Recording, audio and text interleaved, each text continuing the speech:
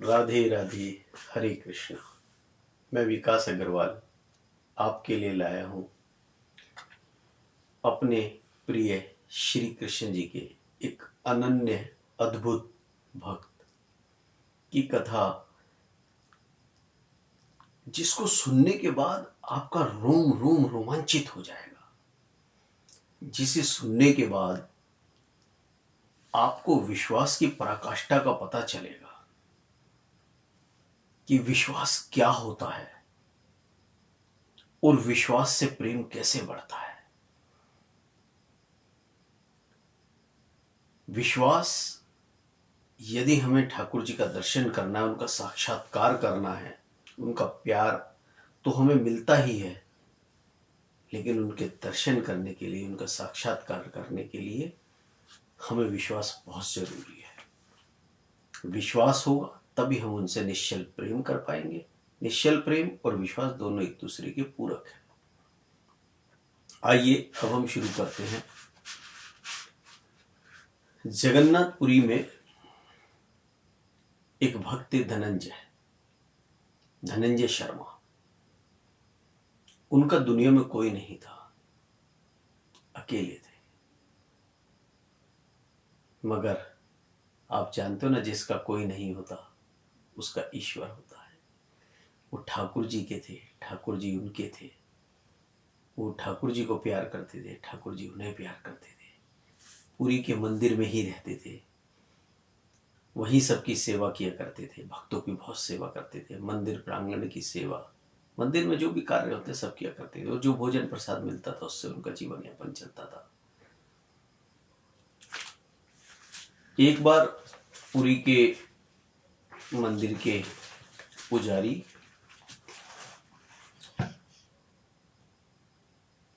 वृंदावन जाने की उन्होंने योजना बनाई, और वो वहां से वृंदावन का प्लान उन्होंने बनाया।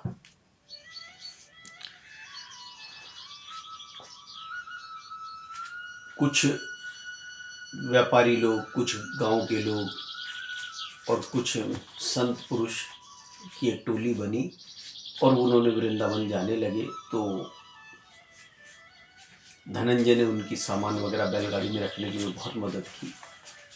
धनंजय पे धन नहीं था, इसलिए वो वृंदावन नहीं जा सकते थे, क्योंकि सबको धन अपने अपने अनुसार उसमें देना था, एक प्रतिभाग सबको देना था। अब एक संत के दिमाग में आया कि ये लड़का बड़ा मेहनती है, और हमें रास्ते में पूरे यात्रा में एक ऐसे व्यक्ति की आवश्यकता है जो हमारी सहायता कर सके, हमारी सेवा कर सके। उन्होंने पुजारी जी से कहा, धनंजय को ले चलो। पुजारी जी ने धन की कमी बताई, उसके पास के धन नहीं है। उन्होंने कहा, कोई बात नहीं, मैं भी तो बिना धन के जा रहा हूँ, तो आप उनको ले चलो, इससे हमारी सहायता होगी। पुजारी जी मान गए और लेके चल गए। उनके साथ एक पुरी के व्यापारी भी थे, ब्रह्म शर्मा जी, और वो भी साथ में थे। जब बीच रास्ते में वो पहुंचे तो ब्रह्म शर्मा जी का पैर कहीं अटक गया और वो गिर पड़े, जिससे उनके पैर में घाव आ गया। अब उन्होंने वापस जाने का निश्चय लिया, लेकिन धनंजय ने कहा, आप वापस मत जाइए, मैं आपका साथ दूंगा, मैं आपको श्री बांके बिहारी जी के दर्शन कराऊंगा। ब्रह्म शर्मा जी ने उनकी बात मानी और वो साथ हो लिए। पूरे रास्ते जब तक बिहारी जी के मंदिर में नहीं पहुंचे तो ब्रह्म शर्मा जी की सेवा धनंजय बराबर करते रहे। बांके बिहारी के मंदिर में पहुंचने के बाद सबने दर्शनों का आनंद लिया, और रात्रि के समय शयन आरती से निर्मित होकर भोजन प्रसाद पाकर सब लोग मंदिर प्रांगण में ही सो गए। धनंजय भी ठाकुर जी को सुलाने के बाद में अपने विश्राम करने जाने ही वाले थे। उससे पहले ही ब्रह्म शर्मा जी धनंजय के पास आए और उन्होंने अपनी एक इच्छा जाहिर की। उन्होंने ब्रह्म शर्मा जी ने धनंजय से कहा, धनंजय, मुझे आपका स्वभाव, आपका सेवा भाव बहुत पसंद है, और मेरी एक कुंवारी कन्या है, मैं उनका विवाह आपसे करना चाहता हूँ। धनंजय ने मना किया कि कहाँ आप, कहाँ मैं, मेरे पास ना घर है, ना धन है, ना भोजन है, खुद मंदिर में भंडारे में प्रसाद खाता हूँ। उन्होंने कहा नहीं, कोई बात नहीं, मुझे आप जैसा ही दामाद चाहिए था और आप मेरी बेटी को स्वीकार करो। धनंजय ने उनकी बात मान ली। तो ब्रह्म शर्मा जी ने बोले आज बांके बिहारी जी को साक्षी मान के इनके सामने मैं आपको अपना जमाई, अपना दामाद स्वीकार करता हूँ। और उसके बाद जब यात्रा, वो सो गए, सुबह यात्रा पूरी हुई, अपनी यात्रा पर चल निकले। रास्ते भर बहुत सेवा करी धनंजय ने, जैसे पहले की थी वैसे की, क्योंकि धनंजय के मन में कोई लालच नहीं था किसी भी प्रकार का। जगन्नाथपुरी वापस आए। वापस आने के बाद धनंजय, चूंकि उनके पैर में अभी भी घाव था, चलने में थोड़ी सी परेशानी थी, पहले से बहुत ठीक हो गए थे, उनको घर छोड़ने गए। उन्होंने अपनी पत्नी, पुत्र और पुत्री से मिलाया धनंजय को, और उसके बाद धनंजय वापस आ गए। फिर ब्रह्म शर्मा ने अपने परिवार में सारी बातें बताई, तो परिवार वाले बहुत नाराज हुए कि इस निर्धन से हम अपनी इकलौती लड़की को कैसे ब्याह सकते हैं, खासतौर से लड़की का भाई बहुत नाराज हुआ कि पिताश्री आप ऐसा कैसे कर सकते हैं, ना उसका ठिकाना है, ना उसके पास घर है, ना धन है, ना व्यापार है, वो क्या खिलाएगा, कहाँ उड़ाएगा, क्या उड़ाएगा, कहाँ सुलाएगा। ब्रह्म शर्मा जी कहने लगे मैंने तो उनको वचन दिया है, बांके बिहारी जी के साक्षी मान के वचन दिया है। तो उन्होंने कहा आपको वचन देते हुए किसी ने देखा वहाँ? तो कहा नहीं, सब सो रहे थे, तो बस भूल जाइए आप, मना कर देना धनंजय को कि हमने कोई वचन नहीं दिया। ब्रह्म शर्मा को बात चची, मेरी बेटी का जीवन बर्बाद हो जाएगा। और देखा जाए तो कोई भी पिता अपनी बेटी का विवाह एक ऐसे व्यक्ति से नहीं करेगा कि जो कम से कम कोई कार्य भी ना करता हो। ब्रह्म शर्मा जी ने यही सोचा कि कल धनंजय आएगा तो उसको मना कर देंगे। हुआ भी यही।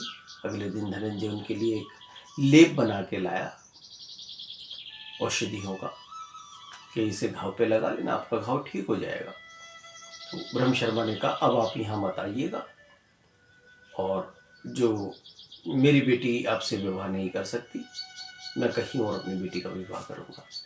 धनंजय ने कहा मुझे तो उससे कोई आपत्ति नहीं है, लेकिन आपने तो बांके बिहारी को साक्षी मान के ही कहा था कि हाँ मैंने कहा था, लेकिन अब मैं नहीं कर रहा। उन्होंने कहा देखो बिहारी जी को बहुत दुख होगा, आप ऐसा मत करो।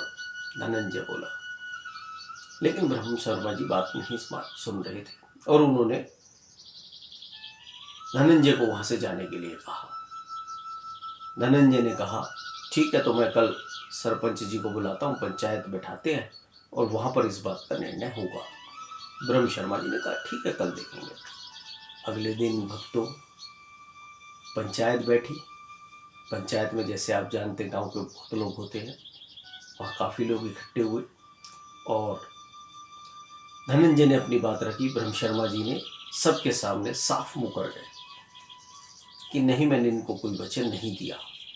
यदि मैंने इन्हें कोई वचन दिया है तो उसका कोई साक्षी तो होगा। अब सबने उनसे पूछा कि कोई साक्षी है वहां पर?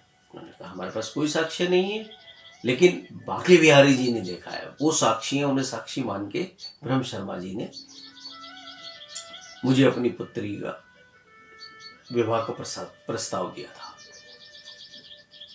अब उनका लड़का तपाक से बोला ब्रह्म शर्मा जी का कि यदि आप बांके बिहारी को ले आओ और वो आपकी गवाही दें कि मेरे पिता ने आपको ये वचन दिया था, तो हम खुशी खुशी अपनी बहन का विवाह आपसे कर देंगे। दोस्तों, यहाँ धनंजय के विश्वास की पराकाष्ठा देखिए। धनंजय ने एक सेकंड नहीं सोचा, एक पल के लिए नहीं सोचा कि ठाकुर जी मेरे साथ आएंगे नहीं आएंगे। उन्होंने कहा ठीक है, और मैं जाता हूँ यहाँ से और अभी बिहारी जी को लेकर आता हूँ। तो 2 महीने का समय वहाँ मुकर्रर किया गया कि 2 महीने के अंदर आप ले आओ। तो उतना समय लगभग लगता था आने जाने में। धनंजय वहां से चल दिए वृंदावन के लिए, क्योंकि पैदल जाया करते थे। कहाँ जगन्नाथपुरी, कहाँ वृंदावन। अब वो पहुँचे वृंदावन और जाते ही एकदम बिहारी जी से बोले प्रणाम करके कि आज आपके दर्शनों का सौभाग्य फिर से प्राप्त हुआ, परंतु आपको तो पता ही है, आप तो जगत पिता हो, आप मेरे साथ जल्दी चलो। ब्रह्म शर्मा जी शादी से मुकर गए हैं, मुझे उसकी चिंता नहीं है, वो मुकर जाते, आपके सामने आके मुकर जाते। यदि आपको वचन नहीं दिया था तो वहाँ मुकर जाते। आपको दुख होगा, आपको दुख ना हो इसलिए आपका वहाँ चलना जरूरी है, क्योंकि वो लोग मेरी बात नहीं मान रहे, उन्हें साक्षी चाहिए। और आपको तो पता ही है कि उन्होंने ब्रह्म शर्मा जी ने आपको साक्षी मान के मुझे वचन दिया था। ब्रह्म शर्मा जी अपनी बातें कहे जा रहा था, ठाकुर जी की तरफ से कोई जवाब नहीं आ रहा था। बार बार कहने के बाद वो थोड़ा अचरज में पड़ने लगा, थोड़ा दुखी होने लगा, थोड़ा व्यथित होने लगा। जब ठाकुर जी के पास से कोई जवाब नहीं आया तो व्यथित होकर वो कहने लगा, मुझे पता है आप ही ईश्वर हो, आप साक्षात बैठे हो, लेकिन दुनिया कहती है कि आप मूर्ति हो, आप दुनिया को दिखाने के लिए मूर्ति की लीला कर रहे हो, लेकिन आप साक्षात हो। लेकिन जैसी आपकी इच्छा, आप नहीं चाहते मेरी गवाही मेरे साथ चल के साक्षी बनना, तो कोई बात नहीं, मैं चलता हूँ। जैसे धनंजय प्रणाम करके चला, ठाकुर जी ने आवाज लगाई, रुको। धनंजय ने पलट के देखा तो साक्षात नारायण ठाकुर जी सामने खड़े थे। चरणों में गिर गया, भाव पे भोर हो गया, उसका रोम रोम खिल उठा। ये जीवन में आज तक दर्शन नहीं किए थे, पहली बार दर्शन किए। बहुत प्रसन्न हुआ, बहुत प्रसन्न हुआ। फिर धनंजय ने विनती की कि आप मेरे साथ चलिए। ठाकुर जी ने कहा ठीक है, मैं तुम्हारे साथ चलता हूँ, परंतु मेरी एक शर्त है। धनंजय ने कहा कोई बात नहीं, आपकी जो भी शर्त है मुझे मंजूर है, आप चलिए। कहा नहीं पहले सुनो। धनंजय कहता नहीं, मेरे को शर्त नहीं सुनती, आप चलिए। कि नहीं नहीं। ठाकुर जी ने कहा पहले आप शर्त सुनो, बोलो। ठाकुर जी ने कहा आप मुझसे 10 कदम आगे चलना, मैं आपसे 10 कदम पीछे चलूंगा। आप मुझे पलट के मत देखना, जहां आप मुझे पलट के देखोगे वहां मैं मूर्ति रूप हो जाऊंगा, वहीं स्थापित हो जाऊंगा, उससे आगे नहीं जाऊंगा। धनंजय ने कहा ठीक है, लेकिन मुझे कैसे पता चलेगा कि आप मेरे पीछे आ रहे हो? तो मेरे पायल की आवाज। धनंजय का और प्रभु मैं आपको ना अच्छे अच्छे मीठे मीठे सुंदर सुंदर भजन सुनाऊंगा, ताकि आप पूरे रास्ते में अब बोर ना हो। देखो वहां भी ठाकुर जी की चिंता, पहले ठाकुर जी को बुरा ना लगे इसकी चिंता, अब ठाकुर जी रास्ते में बोर ना हो अब इसकी चिंता। बड़े सरल हृदय भाव से उसने ये बात कही। ठाकुर जी ने उसकी बात को स्वीकार कर लिया कि आप मुझे भजन सुनाना, मैं हुंकारे लगाऊंगा, मेरी पायल की आवाज। मैंने कहा ठीक है, चल दिए। अब देखो आगे आगे भक्तराज, पीछे पीछे भगवान, या यूं कहें इस समस्त सृष्टि के रचयिता, जिनके कण कण में अनेकों ब्रह्मांड है, वो अपनी बनाई हुई छोटी सी कृति के साथ सिर्फ इस विश्वास की वजह से, इस प्रेम की वजह से, ना कि किसी के नारियल दूध चढ़ाने से, ना कि किसी की पूजा दीप धूपबत्ती करने की वजह से, सिर्फ एक प्रेम की वजह से आज ठाकुर जी पीछे पीछे, धनंजय आगे आगे। उधर जगन्नाथपुरी में धनंजय के आने के बाद ब्रह्म शर्मा जी ने अपनी पुत्री का विवाह सरपंच के बेटे से निश्चित कर दिया, और उसी दिन का करा जिस दिन धनंजय का आखिरी दिन था गांव में वापस आने का। यहां से धनंजय आगे आगे, पीछे पीछे ठाकुर जी भजन सुनाते हुए चल रहे थे। धीरे धीरे धीरे धीरे पुरी की तरफ बढ़ रहे थे, और वो अंतिम दिन आ पहुंचा और उन्होंने गांव की सीमा में प्रवेश किया। उधर ब्रह्म शर्मा के घर सरपंच जी बारात लेकर पहुंच गए, इधर ठाकुर जी और पीछे पीछे आगे आगे धनंजय। जब गांव की सीमा में प्रवेश करा तो पुरी के मंदिर के जो पुजारी थे वो वहां से गुजर रहे थे। उन्होंने देखा धनंजय आ गया, पहले देख के चौंक गए, लेकिन कहले ठीक है आना तो था ही। लेकिन उनका ध्यान गया कि धनंजय के पीछे एक छोटा सा प्रकाश का पुंज जा रहा है। के भौचक के उन्होंने अपनी आंखें मली। उनको यकीन ही नहीं हुआ, और ये तो ठाकुर जी को लेने गए थे, प्रकाश का पुंज इनके पीछे। जीवन में कभी नहीं देखा, इतनी उम्र हो गई उनकी मंदिर में सेवा करते करते, कभी प्रकाश का पुंज नहीं देखा, लेकिन आज धनंजय के पीछे देखा। फिर उन्होंने ध्यान दिया, धनंजय के पीछे पीछे कदमों के निशान भी थे, जो धनंजय के कदमों से अलग थे, बड़े थे। देखते ही तुरंत समझ गए ठाकुर जी आ गए। उल्टे पांव गांव के अंदर दौड़े। उधर लड़की की माँ आरती का थाल लिए बारात का स्वागत के लिए खड़ी थी। जोर से चिल्ला के बोले, रुको, वो आ गया। ब्रह्म शर्मा जी बोले, कौन आ गया? धनंजय आ गया। तो जाने दो। नहीं, वो अकेला नहीं आया है, उसके साथ आए हमारे परम पिता परमेश्वर, साक्षात बाके बिहारी। लड़की की मां के हाथ से थाल छूट गया। लड़की भी अंदर बैठी हुई ठाकुर जी के आने का इंतजार कर रही थी, क्योंकि वो जानती थी मनी मन धनंजय सही है। सब लोगों को अचरज हुआ, जैसे सबको सांप सूंघ गया। किसी को यकीन ही नहीं हुआ, विश्वास ही नहीं हुआ ऐसा हो सकता है। तब पुजारी जी ने कहा, चलो। सब दौड़े उल्टे पांव गांव के बाहर की तरफ। इधर वो दौड़े, उधर गांव में प्रवेश करने के बाद ठाकुर जी ने अपनी लीला प्रारंभ की। पहले उन्होंने अपनी पायल की आवाज बंद की। अब पायल की आवाज बंद होने के बाद जब कानों में पायल की आवाज नहीं आई, तो धनंजय ध्यान से सुनने लगा। जब नहीं आई तो उसने ठाकुर जी को पुकारा, लेकिन पीछे मुड़ के नहीं देख सकता था। अब हुंकारे की भी आवाज बंद कर दी। देखो प्रभु की लीला। धनंजय ने सोचा, पीछे मुड़ूंगा तो ठाकुर जी यहीं जड़ रूप में हो जाएंगे, मूर्ति रूप में, तो पीछे देख नहीं सकता। लेकिन कुछ कदम आगे चला, उसे विचार आया, कहीं ऐसा तो नहीं प्रभु के पांव में कोई पीड़ा हो गई, कोई कांटा चुभ गया हो, किसी कीट पतंगे ने काट लिया हो, तो वो तनिक विश्राम करने लगे हो, या उनके पैर में दर्द। देखो, भाव आते हैं इंसान के मन में, भाव कुछ भी आ सकते हैं। उस भाव के समय वो भूल गया कि वो तो खुद सृष्टि के रचयिता है, लेकिन उसके मन में एक भाव आया,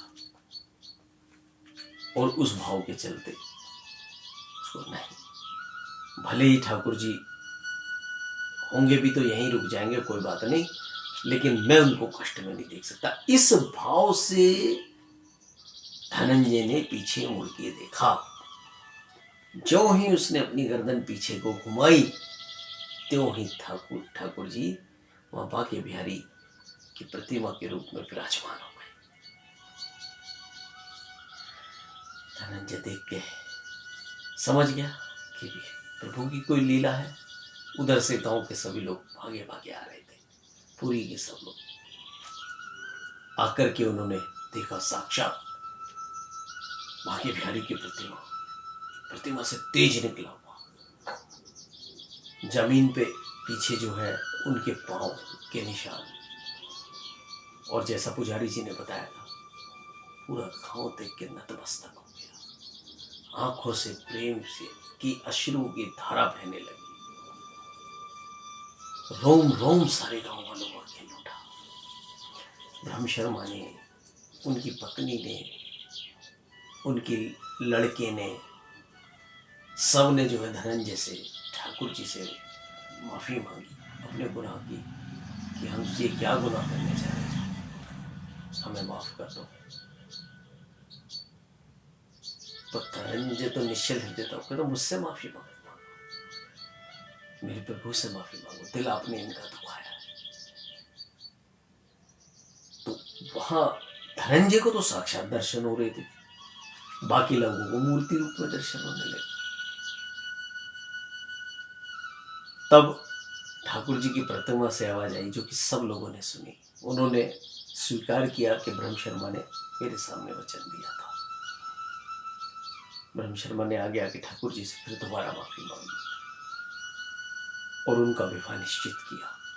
माता लक्ष्मी ने आशीर्वाद दिया धनंजय को कि हमेशा आपके घर में धन की कभी कोई कमी नहीं होगी। माँ अन्नपूर्णा ने उनके भंडार भरे रहेंगे, इसका आशीर्वाद दिया। फिर ठाकुर जी ने कहा, चूंकि यहाँ मैं धनंजय का साक्षी बन के आया था, तो इसलिए आज से मुझे यहाँ साक्षी गोपाल के रूप में जाना जाएगा। और ठीक उसी स्थान पे आज साक्षी गोपाल का मंदिर है। आप सर्च कीजिएगा और कभी मौका मिले तो जरूर जाइएगा, वहाँ दर्शन कीजिएगा। साक्षी गोपाल मंदिर वहाँ स्थापित है। वही हमारे ठाकुर जी एक विश्वास, एक प्रेम के लिए कैसे रीझ गए, कैसे गए। तो भक्तों, ठाकुर जी से जब हम प्रेम करते हैं ना, जब हम विश्वास करते हैं, तो वो ऐसे रीझ के आ जाते हैं। वो कोई मिठाई नहीं देखते, वो कोई सोना चांदी कपड़ा नहीं देखते, वो नहीं देखते कि कौन कमल के फूल की और कौन गेंदे के फूल की माला लाए। वो देखते हैं कौन विश्वास कर रहा है मुझ पे। वो देखते हैं कौन मुझसे प्रेम कर रहा है। विश्वास और प्रेम, बस यही है उन्हें पाने का तरीका, यही है उन्हें खुश करने का तरीका, और कुछ नहीं। तो दोस्तों, मैं आगे भी आपके लिए ठाकुर जी के किसी ऐसे ही अच्छे भक्त की कथा लेकर के आऊँगा। आपको यदि ये कथा अच्छी लगी हो और आप यदि चाहते हैं कि हमारे श्री हरि ईश्वर जी का, श्री ठाकुर जी का कथा का प्रचार प्रसार होता रहे, लोगों को ऐसी अच्छी कथाएं सुनने को मिले, तो इस चैनल को सब्सक्राइब कीजिए, लाइक कीजिए और कमेंट बॉक्स में आपको क्या अच्छा लगा और क्या अच्छा नहीं लगा ज़रूर कमेंट कीजिए, ताकि मैं आगे उसमें सुधार कर सकूं।